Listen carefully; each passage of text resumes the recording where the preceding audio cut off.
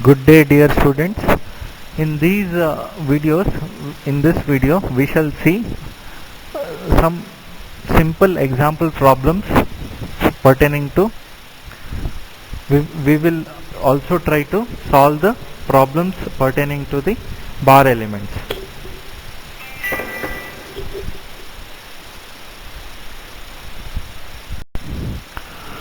So here is the problem. Figure shows a one-dimensional bar element that is subjected to loading, that is axial. So taking it as a single bar element, we are supposed to determine the nodal displacement, stress in each element, and the reaction at the supports. So we have the values, that is Young's modulus E is equal to 200 gigapascal, cross-sectional area is 10 to the power 4 millimeter square. Length of the element is 1000 millimeters, and at node 2 we have load, that is 10 kilonewtons. So F2 value is given. So the first step that we are supposed to do is break this problem into the finite element model.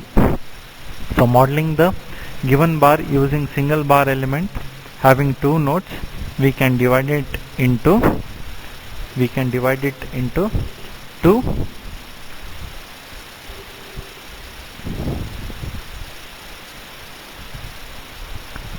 parts. That is, we have node 1 on left hand side, that is fixed, and node 2 on the right hand side, wherein the force F2 is acting. So write down the finite element model of this particular problem with node 1 and node 2. Okay, so I'll move to the next slide. So here you can see that the elemental stiffness matrix is to be derived, wherein for the bar element, the formula for the element stiffness matrix is given by K is equal to AE divided by L into 1 minus 1 minus 1 1.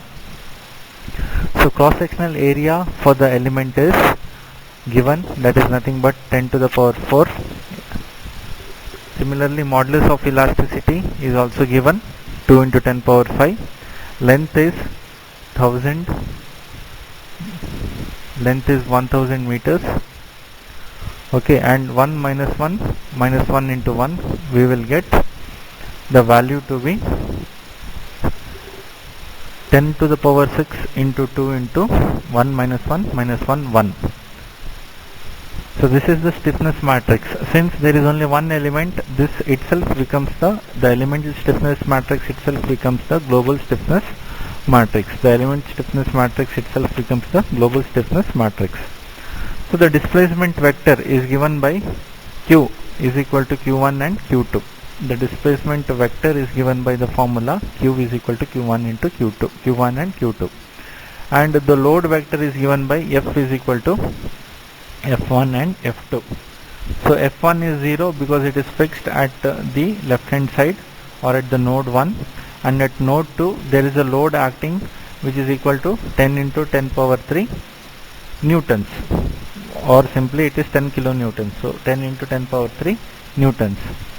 So whenever we are solving a particular problem, ensure that all the units are in the same format.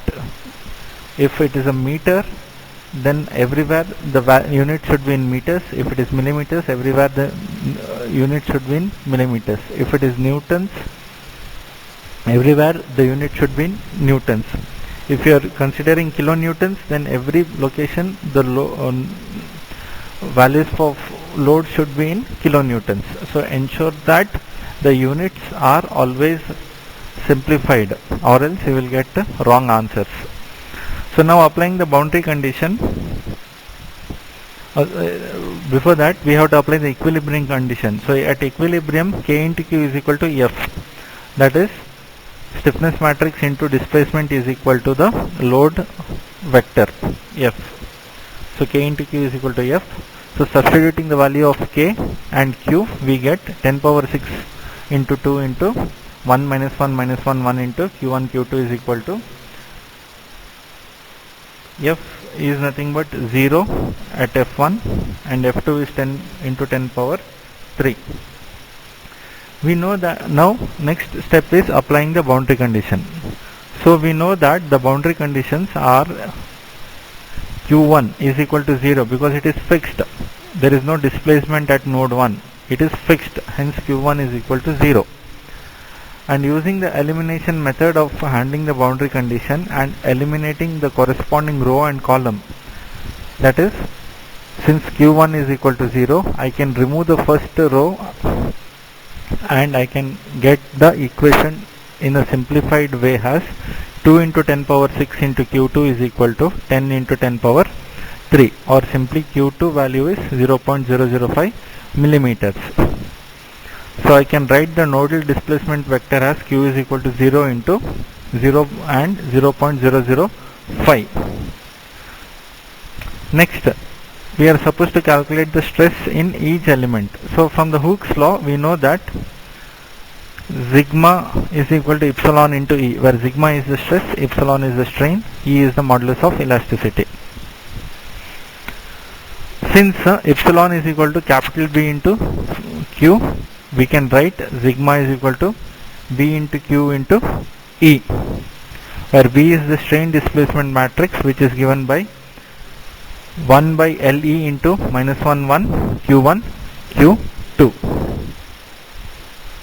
So substituting the values of Q1 and Q2 and LE, we get the value for B.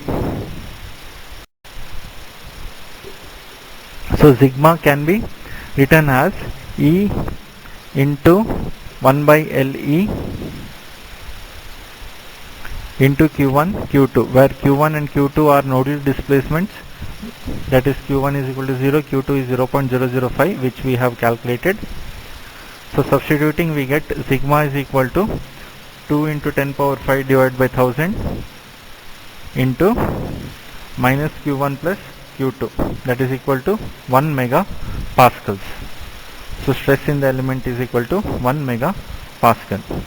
So similarly, reaction R is nothing but K into Q minus F, where K is also known, Q also we have calculated, force also we have calculated. So simply substituting the values for K, Q and F, we get the reaction forces R1 and R2. So directly we will get the reaction force at R1. At R2, there is no reaction force because it is free. Hence the reaction force only will be at R1, which is equal to minus K1 to Q2, that is equal to minus 2 into 10 power 6 into 0.005, which is nothing but minus 10 kilonewtons.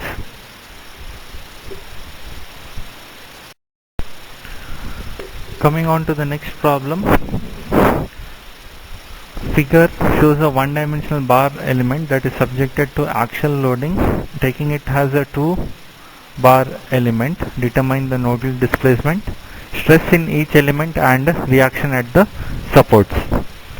So clearly in the question it has been mentioned that we have to consider it to be a 2-bar element. Hence 2 elements will be there, element 1 and element 2. Let us see the details that have been given. We have the values of modulus of elasticity E, which is equal to 200 gigapascals. Cross sectional area is 10 into 10 power 4 millimeter square. Length of the bar is 1000 millimeters. Load at node 2 is minus 10 kilonewtons, and it is in the opposite to x direction. Hence we can consider it to be minus 10 kilonewtons.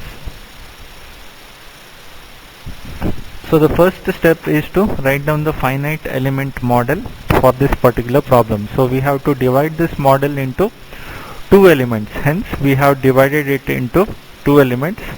So on the left hand side I have considered the element 1, element 2 on the right hand side. Okay, so the finite element model is written down with the L1 being 500 millimeters, L2 being 500 millimeters.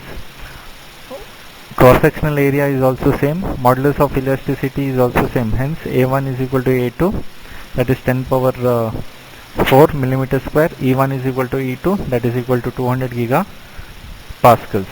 L1 is equal to L2, that is 500 millimeters. And the element is broken into two parts. Hence 3 nodes are there and 2 elements.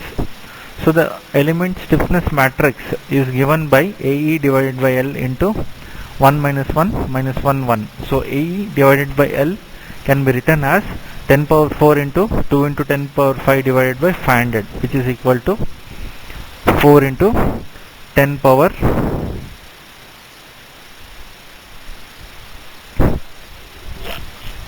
6. So 4 into 10 power 6 into 1 minus 1 minus 1 1. We will get the value for the stiffness matrix for element 1. Similarly, the stiffness matrix for element 2 is also same. The stiffness matrix for the element 2 is also same. It can also be written as 4 into 10 power 6, 1 minus 1 minus 1 1. So combining the two stiffness matrices, that is K1 plus K2, we will get 4 into 10 power 6 is common, which is kept outside, 1 minus 1 0, minus 1 and 1 plus 1, because node 2 is present in both the element stiffness matrices, and both the places the value is plus 1. Hence we have to add up the values of node 2 that is present in element 1 and the value of node 2 that is present in element 2, and adding up both of them we get the value to be 2. So minus 1 2 minus 1 0 minus 1 1. Because there is no interaction between element 1 and element 3, the value becomes 0. And the global nodal displacement vector can be written as Q is equal to Q1 Q2 Q3. So we have found out the value for the global stiffness matrix, we have found out the value for the global displacement, nodal displacement vector. Next we have to calculate the value for the load vector. So moving on to the next slide, wherein the value for the load vector is given. So the value for the load vector, F is equal to F1 F2 F3. So F1 is nothing but 0, F2 is 0, F3 is minus 10 into 10 power 3. F3 is minus 10 into 10 power 3. So at equilibrium we have the equation of equilibrium or stiffness equation for the entire body, that is given by K into Q is equal to F. K into Q is equal to F. So substituting the value of stiffness matrix, displacement vector and load vector, we get 4 into 10 power 6, 1 minus 1 0, 0 minus 1 2 1, minus 1 2 minus 1, 0 minus 1 1 into Q1 Q2 Q3 is equal to 0 0 minus 10 into 10 power 3.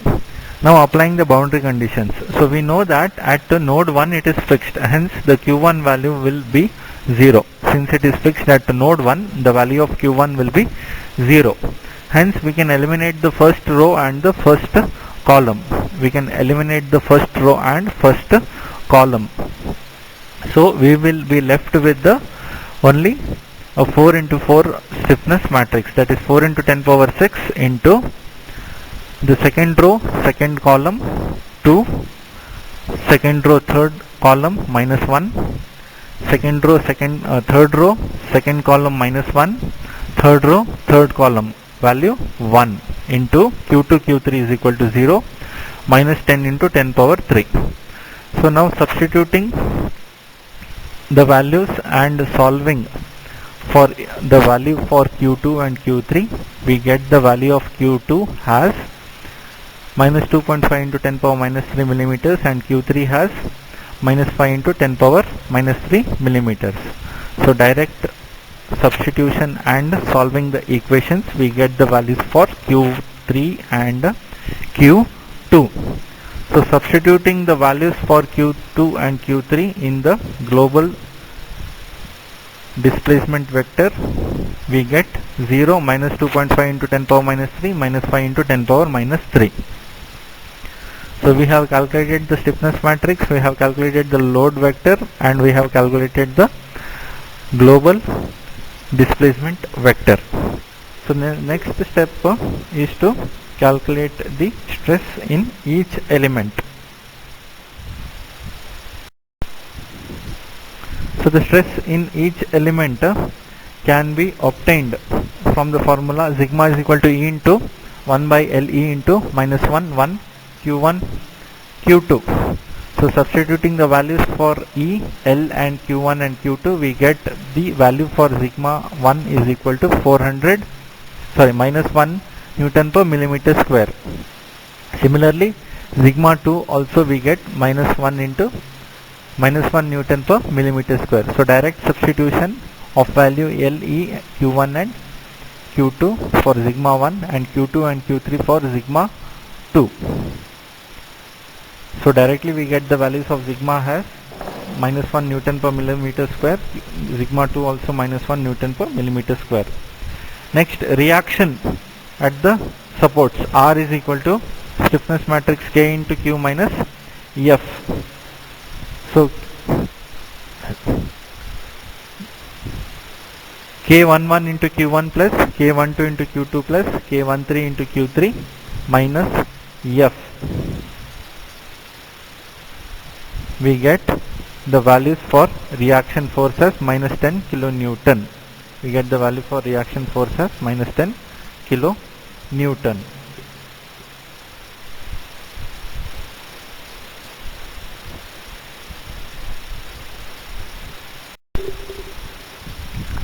So let us take up the next problem. So figure shows a bar that is subjected to uniformly distributed load P0. Consider Young's modulus E is equal to 70 gigapascals. Area of cross section A is equal to 10 power 4 millimeter square. Determine the nodal displacement and the stress in each element. So we have the Young's modulus E is equal to 70 gigapascals or 70 to 10 power 3 Newton per millimeter square. Cross sectional area is 10 power 4 millimeter square. Length is 1200 millimeters. Load P0 is equal to 100 Newton per meter. So it is a distributed load throughout the length, or in simple words 100 into 10 power 3 Newton per millimeter. So let us consider the finite element model of this problem. You can see that the load is uniformly distributed throughout the length, hence P0 has to be written as uniformly distributed load. So we have two nodes, node 1 and node 2, length of 1200, Q1 and Q2 at node 1 and 2 respectively, with the load of 100 Newton per 100 into 10 power 3 Newton per millimeter. So the elemental stiffness matrix AE divided by L into 1 minus 1 minus 1 1. A value is known, E value is known, L value is also known to us. Directly substituting and getting the value has 5.83 into 10 power 5, 1 minus 1 minus 1 1.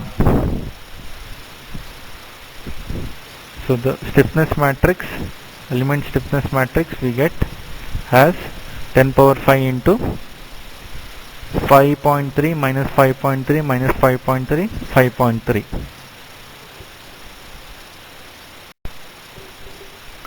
So the nodal displacement vector is given by the load vector due to distributed load. So Q is equal to Q1 Q2 and F is equal to PL divided by 2 into 1 1. So the nodal displacement vector Q is equal to matrix of Q1 and Q2, and load vector is equal to PL by 2, which is equal to 100 into 10 power minus 3 into 1200 divided by 2 into 1 1, that is equal to 60 into 10 power 6. So at the equilibrium condition, we know that the stiffness matrix into the displacement vector is equal to the load acting on the body. Hence K into Q is equal to F. Substituting the values of the stiffness matrix for K and the values for the displacement vector Q and the load vector, we get 10 power 5 into 5.3 minus 5.3 minus 5.3 5.3 into Q1 Q2 is equal to 60 into 10 power 6, 60 into 10 power 6. Now applying the boundary condition, we know that Q1 is equal to 0, and using the elimination method of handling the boundary condition, we have 5.83 into Q2 is equal to 60 into 10 power 6 divided by 10 power 5. So we get the values for Q2 has 102.92 millimeters. So the global displacement vector can be written as Q is equal to 0 and 102.92 millimeters. Next, stress in each of the element is given by sigma is equal to modulus of elasticity E divided by length L into minus 1 1 Q1 Q2. So which is equal to 70 into 10 power 3 divided by 1200 into minus 1 1 0 102.915, that is equal to 6 megapascals. 6 megapascals. So the stress in the element is equal to 6 megapascals. Kindly make a note of it. It is not visible in the slide in this video. The value of stress is equal to 6 megapascals. 6 megapascals. Okay, so moving on to the next problem, we shall see two different materials. When they are combined, how we are going to calculate or solve the problem. So here you can see an axially loaded bar has shown in the figure 7.4. Determine the nodal displacement, elemental stresses and support reactions. Take E is equal to 200 gigapascal, P is equal to 200 kilo newtons. So the figure is provided along with the question. So we can see 2400 mm square is the cross-sectional area for the first element, and second element the cross-sectional area is 600 millimeter square. Sorry, for the first element it is 600, second element it is 2400, and similarly length is 400 and 300. So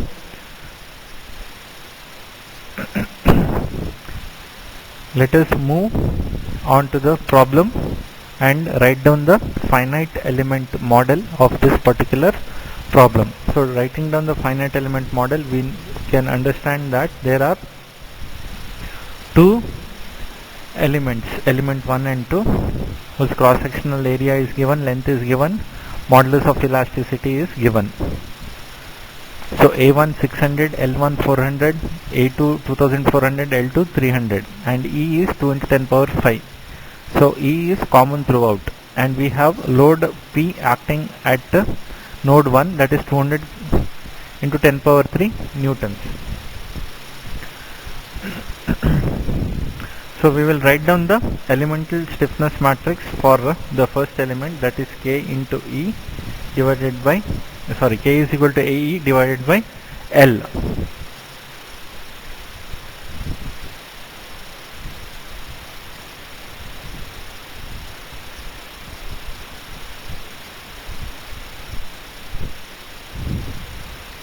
AE divided by L. So for element 1 it is 600 into 2 into 10 power 5 divided by 400, that comes to 10 power 5. 3 minus 3 minus 3 and 3. Similarly K2 is 2400 into 10 power 5 into 2 divided by 300.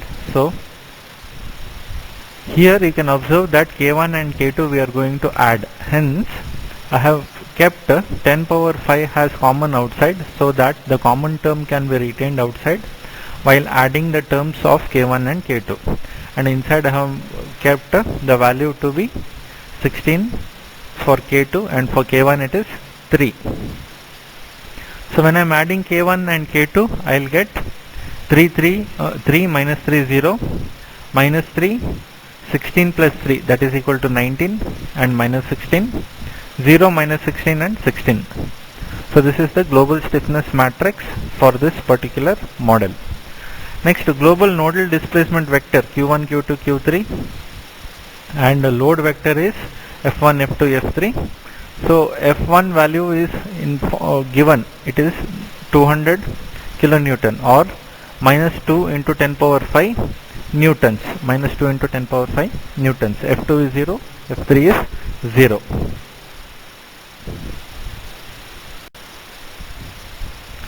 So now moving on, the equilibrium equation is given by K into Q is equal to F, where K is 10 power 5, 3 minus 3 0, minus 3 19 minus 16, 0 minus 16 16. So directly I am substituting the values for K, Q and F. So Q1, Q2, Q3 is given. We know that Q3 is equal to 0 because it is fixed. The left hand side is fixed. Hence Q3 is 0. There is no displacement at node 3.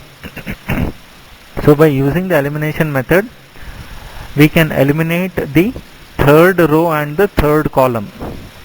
So third row and third column gets eliminated. We will get the equation has 10 power 5 into 3 minus 3 minus 3 19.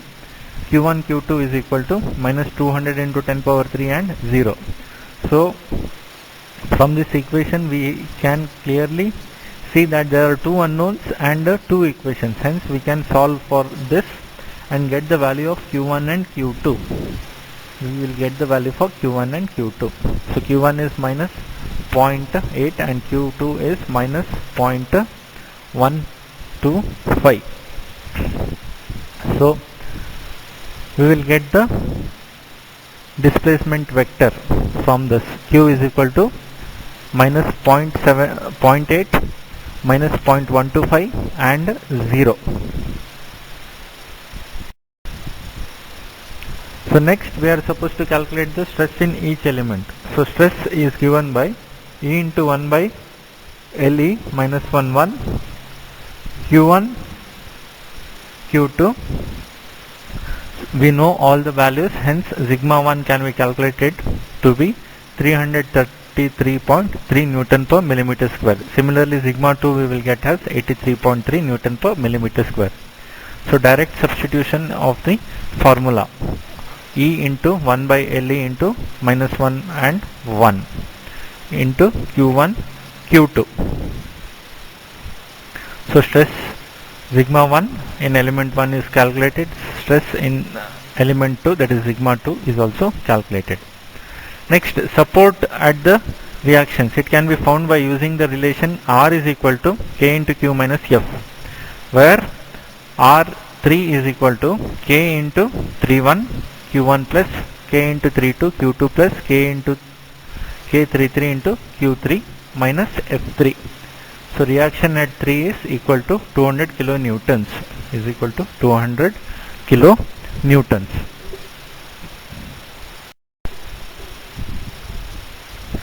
So next, problem number 5. So here we have two different materials, steel and copper. Okay, so let us see how to solve this problem. Determine the nodal displacement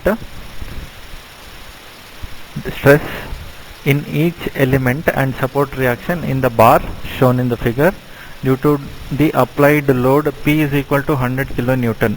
Take E of steel is 200 gigapascal and modulus of elasticity of copper as 100 gigapascals. So clearly we have the figure given here. Diameter is given as 60 millimeters and 40 millimeters. 60 millimeters for steel and 40 millimeters for copper. There is a load acting exactly at the center where the steel and copper are in contact to each other, and it is written as 100 kilonewtons acting on the right side, towards the right side. 800 mm is the length of the steel member, 500 mm is the length of the copper member. So writing down the data given and writing down the finite element model. So we have E1, E is equal to modulus of elasticity of steel is equal to E1, which is equal to 200 gigapascal. Modulus of elasticity for copper is equal to E2, which is equal to 100 gigapascals. F2 is 100 into 10 power 3 newtons. Area is pi d square by 4. Hence for steel it is pi into 60 square divided by 4, and for copper it is pi into 40 square divided by 4. So L1 is 800, L2 is 500 mm. So these are the data that has been given to us. Next, calculating the stiffness matrix. K is equal to AE divided by L. So the stiffness matrix for steel, that is K1, and stiffness matrix for copper, that is K2, is to be calculated, and we will get it as K1 is equal to 10 power 5 into 7.068 minus 7.068 minus 7.068 plus 7.068.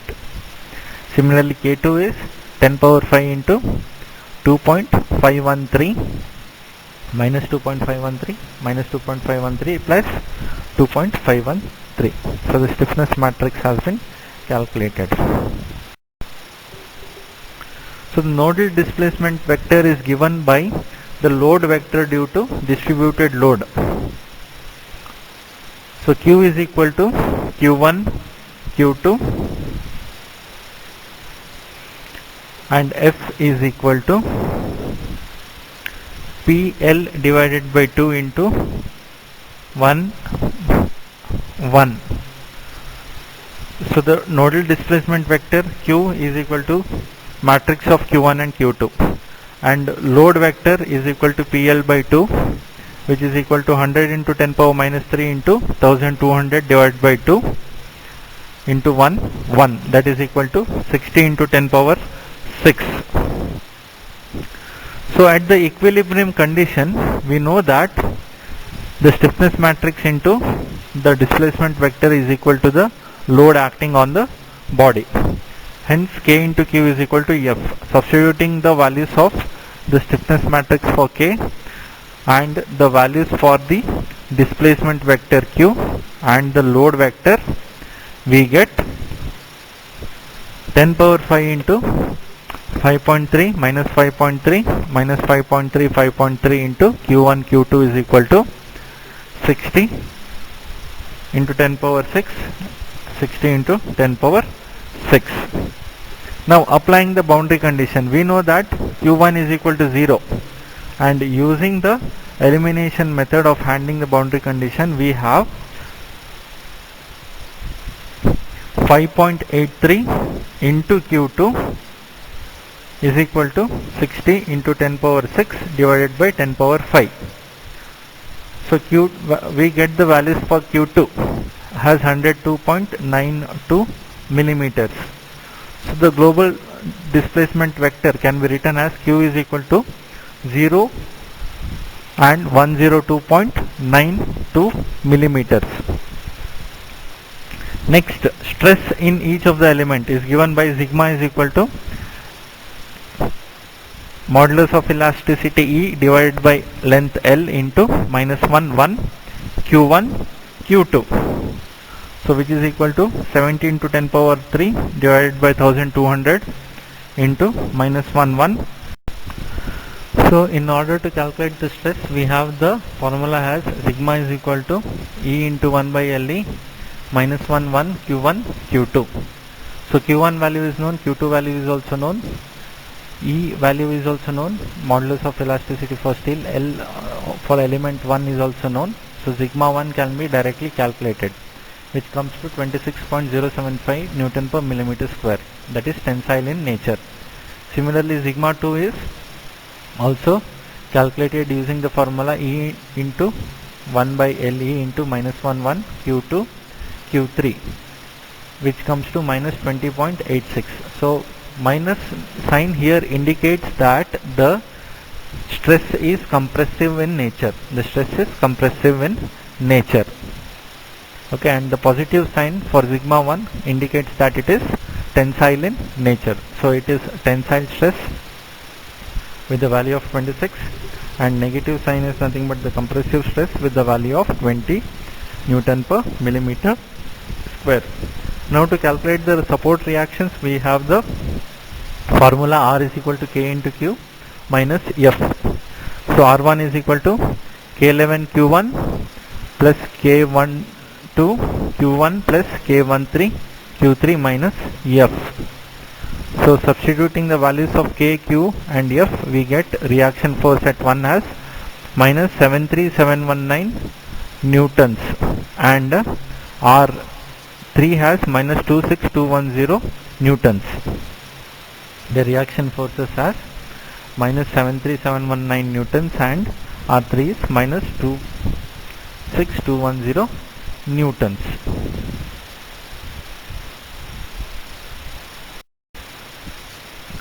So next, coming to the problem number 6, here there is a change in the problem. So penalty method of handling boundary condition. Using the penalty method of handling the boundary condition, determine the nodal displacement stress in each element and support reaction of the bar as shown in the figure 7.6 due to applied load of 100 kilonewton, where E is equal to 200 gigapascal, E of copper is 100 gigapascal. So this problem is similar to the previous problem. This problem is also similar to the previous problem. The same data that has been given in the previous problem is used here. So here you can observe that on the left hand side also it is fixed, on the right hand side also it is fixed, and there is a load acting at the point where copper and steel meet, which is equal to 100 kilonewton. So it is the same problem that we have solved previously. It is the same problem. The only difference is that we are using going to use penalty method for handling the boundary condition. We are going to use the penalty method for handling the boundary condition. So we have to just write down the same data that was written in the previous problem, that is the data that has been given, and the finite element model of this particular problem. Both are written. Calculate the values of K1 and K2 and arrive at the global stiffness matrix. It is similar to the previous problem, so I will be skipping this part wherein we are going to write down the global stiffness matrix. So calculating the elemental stiffness matrix and arriving at the global stiffness matrix, it is similar to the previous problem. Hence I will skip the explanation part for this and directly go to the substitution part. So Q value is also known, Q1, Q2, Q3. F value is also known, F1, F2, F3, where F2 is 10 power 5 newtons, or 100 into 10 power 3 newtons, which is nothing but 10 power 5 newtons. So equilibrium condition, we know that K into Q is equal to F. So substituting the value for K and Q and F, we get the equation for the equilibrium condition. Now coming to the penalty method of solving the problem. When we are applying the boundary condition for the figure, the boundary conditions Q1 is equal to Q3 is equal to 0, because Q1 is fixed, Q3 is also fixed. Both Q1 and Q3 are fixed, hence it is 0. And we are supposed to use the penalty method for handling the boundary condition. So penalty method says that C is equal to maximum of Kij into 10 power 4. So K is nothing but the stiffness matrix and Ij is the the Kij is that value in the stiffness matrix that is maximum. So if we observe the stiffness matrix, we can see that 9.581 is the maximum value in the stiffness matrix, which comes for node number 2. So the C value will be maximum of Kij. That means it is 9.581 into 10 power 4. So the maximum value of the stiffness matrix is 9.581 into 10 power 5 into 10 power 4. So 9.581 into 10 power 5, because outside we are using 10 power 5 in the stiffness matrix. So 9.581 into 10 power 5 into 10 power 4 is the value of C. So this value is added to K11 and K33 where nodes are fixed, and we will get the global stiffness matrix rewritten. So 9.581 into 10 power 9 is added to K11 and K33 where the nodes are fixed. So we will get K is equal to 10 power 5 into 95837 minus 7.0680 minus 7.068 9.581 minus 2.513 0 minus 2.513 and 95837. So the global load vector changes to F is equal to F plus C into A1, F2 and F3 plus C into A3, which is equal to F1 dash, F2 dash and F3 dash. So A1 and A3 are the spring displacement and equal to Q1 and Q3 respectively. That means A1 is equal to Q1, and as we know Q1 is 0, so A1 also will become 0. Similarly A3 is equal to Q3, and as we know Q3 is 0, A3 also will become 0. So the equilibrium equation now changes to 10 power 5 into 9581 7.06 minus 7.0680. Second row, first column minus 7.068 9.581 minus 2.513. Third row, first column 0 minus 2.513 9581 2.51 into Q1 Q2 Q3 is equal to 0 10 power 5 0. So on simplification we get Q1 is equal to 7.6996 into 10 power minus 6 millimeters, Q2 is 0.1044 millimeters and Q3 is 2.7377 into 10 power minus 6 millimeters. So the nodal displacement vector can be rewritten as Q is equal to 7.67 into 10 power minus 6, 0.104 and 2.7377 into 10 power minus 6 millimeters. Now to calculate the stress. So the nodal displacement now is given. Q is equal to, I am writing down again here, Q is equal to 7.67 into 10 power minus 6, 0.1044, 2.7377 into 10 power minus 6. So the stress in each element sigma is equal to modulus of elasticity E divided by length of the element into minus 1 1 Q1 into Q2. So for element 1 sigma is 26 megapascals, and for element 2 sigma is equal to minus 20.89 megapascals. So here you can observe, even by using the penalty method, I have got the same values. Even after using the penalty method, I have got the same values for sigma.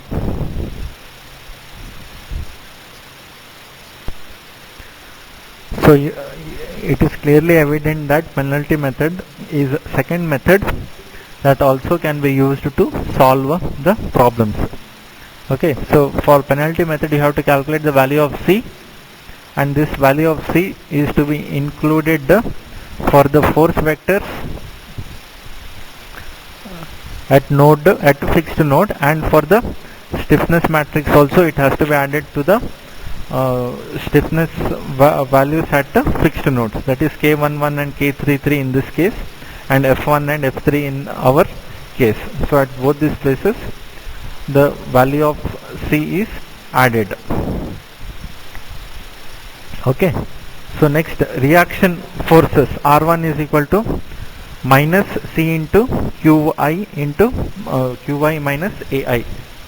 So R1 is equal to minus C into Q1 minus A1, which comes to minus 73769.86 newtons, and R3 comes to minus 26229.9 newtons.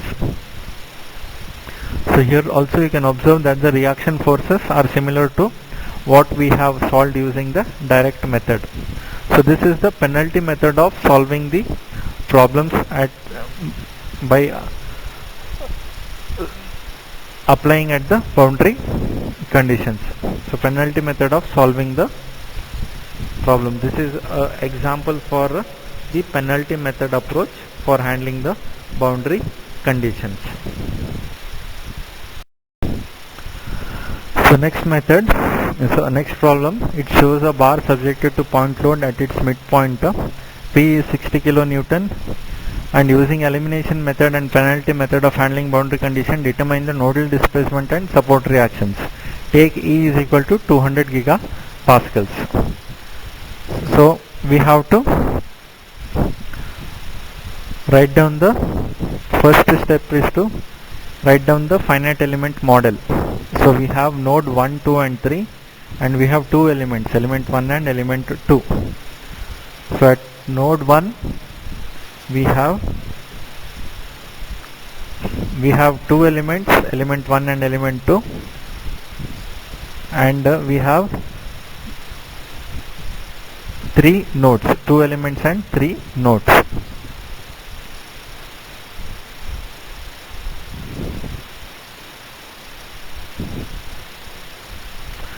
E is equal to modulus of elasticity is same, it is going to be 200 gigapascals. We are going to divide this model into two parts, that is element 1 of 150 millimeters, element 2 of 150 millimeters. Load is acting at node 2 F2, that is 100 into load is equal to 60 into 10 power 3 newtons. Load is equal to 60 into 10 power 3 newtons. So calculating the stiffness matrix, calculate the stiffness matrix. K is equal to AE divided by L.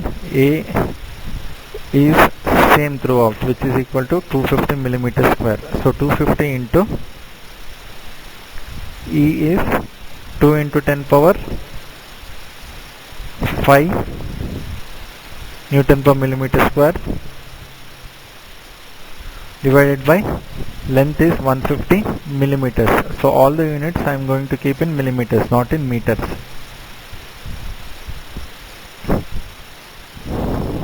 So I get 10 power 5 into 3.33 minus 3.33 minus 3.33 plus 3.33 for element 1. For element 2 also it is going to be same, because all the values are similar. A value, E value and L values are similar. Hence for element 2 also it is going to be same. K1 is and K2 for element 2 is going to remain the same. So K is equal to K1 plus K2. So 3.33 at node 2 will be added and it will become 6.66. Rest of the values remain the same.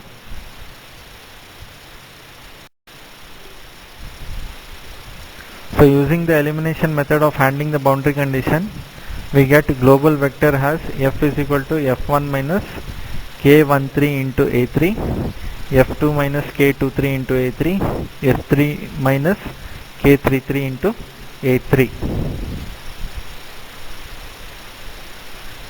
From the given problem, we can clearly see that there is a gap between node 3 and the support at the right end, and it is 0.12 millimeter. So the force at node 3 cannot be equal to 0, Therefore, the load vector has to be written as F is equal to F1 minus K13 A3, F2 minus K23 A3 and F3 minus K33 A3. Now substituting this in the equilibrium equation, we get K into Q is equal to F. So K is nothing but 10 power 5, 3.33 minus 3.330, 0, minus 3.33 plus 6.66 minus 3.33, 0 minus 3.33 minus 3.33 into Q1, Q2, Q3 is equal to F1 minus K13 A3, F2 minus K23 A3, F3 minus K33 A3. So now applying the boundary conditions, wherein Q1 is equal to 0 and Q3 is equal to 0.12 millimeters. Displacement is 0.12 millimeters. And using the elimination method of handling the boundary condition and eliminating the corresponding row and column with respect to known boundary condition, that is Q1 and Q3, we get 6.66 into 10 power 5 Q2 is equal to F2 minus K23 A3. 6.66 into 10 power 5 Q2 is equal to 60 into 10 power minus 3 minus of minus 3.33 into 0.12 into 10 power 5. So the nodal displacement vector we will get as Q is equal to 0, 0.15, 1 and 0.12. Q is equal to 0, 0.15 and 0.12. Now, to calculate the support at the reactions, we have the formula R is equal to K into Q minus F.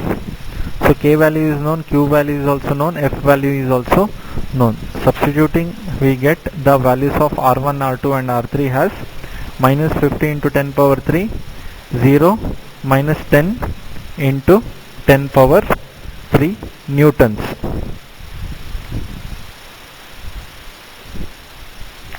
Now trying to solve the same problem using penalty method.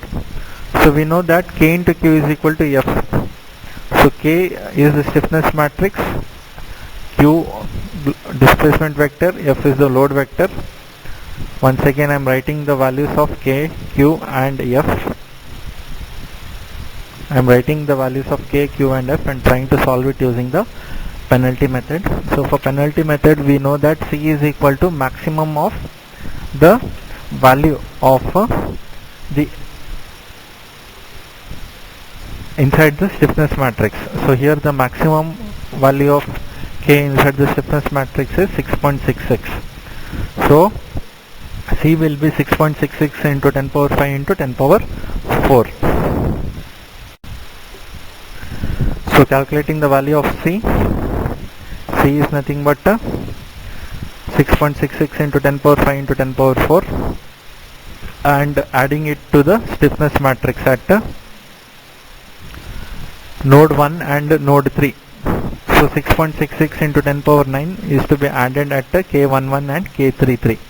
So I'll get the stiffness matrix as 66603.33 minus 3.330 minus 3.33 plus 6.66 minus 3.33 0 minus 3.33 plus 66603.33 into Q1, Q2, Q3, which is equal to 0, 60 into 10 power 3 and 799.96 into 10 power 6. So on simplification we get Q1 is equal to 7.5 into 10 power minus 6, Q2 is 0.15 into 10 power 3 and Q3 is 0.12 in millimeters. So which is similar to the equivalent to the answers that we got by solving through direct method.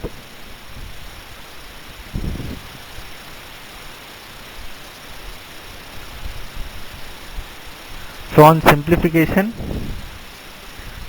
we get the nodal displacement vector Q 7.5 into 10 power minus 6, 0.15 and 0.12. Now, in order to calculate the support reactions, we have to calculate R is equal to minus C into Qi minus Ai. I'll move to the next slide wherein it is solved. So here R is equal to minus C into Qi minus Ai, where I is the fixed node number. Therefore, for reaction at support 1, we get R1 is equal to minus of C into Q1 minus A1. So direct substitution, we get the answer has minus 49950 newtons. Similarly, R2 has minus 99900 newtons.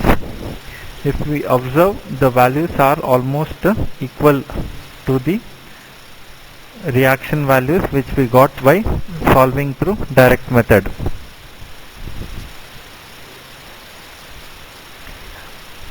The answers are equal to the reaction forces which we got by solving through direct method. There is a slight variation will be there, but it is negligible. The values are almost similar.